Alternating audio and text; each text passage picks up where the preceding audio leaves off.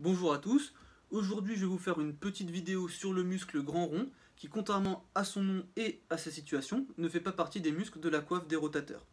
Alors comme d'habitude, je vais vous parler de son anatomie, ensuite de sa physiologie, et enfin on verra son rôle dans la biomécanique de l'épaule. Alors, au niveau de son origine, il s'insère par des fibres charnues à la partie inférolatérale de la fosse infraépineuse. Alors la fosse infraépineuse, j'en ai déjà parlé, c'est la fosse qui se situe sous l'épine de la scapula, et donc la partie inférolatérale, c'est la partie qui se situe en bas et vers l'extérieur. Donc c'est la partie qu'on voit ici.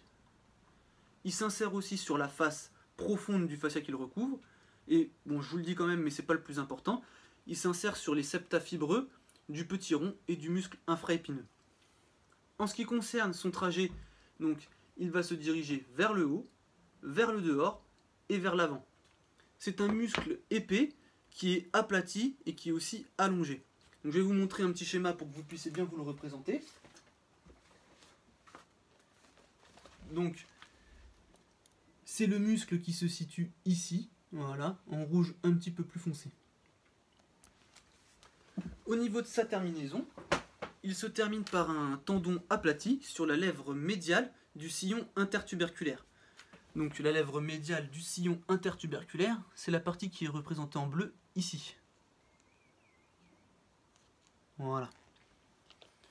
Il est innervé par le nerf du grand rond. Au niveau de sa physiologie, c'est un muscle qui a pas mal de rôles, notamment un rôle d'adduction, un rôle de rotation médiale, un rôle d'extension, un rôle d'extension horizontale et un rôle de sonnette latérale.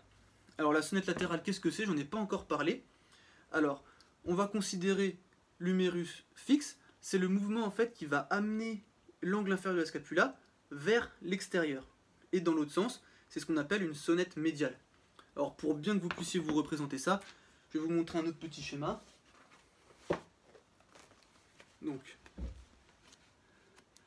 ici, on a notre scapula, donc vue de dos. La petite croix ici, en fait, c'est l'axe autour duquel va s'effectuer donc les sonnettes. On voit qu'elle se situe sous un petit tubercule ici, c'est le tubercule du trapèze. Alors je vous dis ça, mais c'est pas important, mais le centre ici, l'axe ici, en fait c'est un axe qui est conventionnel. L'axe, c'est pas le vrai axe qui se passe au niveau physiologique et biomécanique, mais on le considère quand même ici. Donc quand cet angle inférieur de la scapula va se diriger vers l'extérieur, on va appeler ça une sonnette latérale. Et quand il va se diriger vers l'intérieur, on va appeler ça une sonnette médiale. Ce qu'il faut savoir aussi, c'est qu'il a un rôle en fait dans l'abduction de l'épaule, du fait de son rôle d'adduction et d'abaissement de la tête humérale. Donc pour bien comprendre ces deux rôles, j'ai un dernier schéma à vous montrer.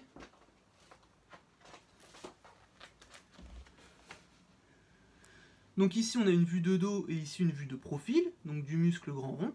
Et on voit que la résultante des forces se dirige vers le bas et vers le dedans, dans les deux cas. Donc ce qui explique son rôle d'adduction et d'abaissement de la tête humérale. Au niveau biomécanique, en fait, selon certains auteurs, on le qualifie, il fait partie en fait de ce qu'on appelle la coiffe fonctionnelle, qui a un rôle de puissance, contrairement à la coiffe des rotateurs. Donc on en a fini avec ce muscle-là. Je vous mets les références bibliographiques dans la description, ainsi que le lien de mon site internet. Et on se dit à la prochaine.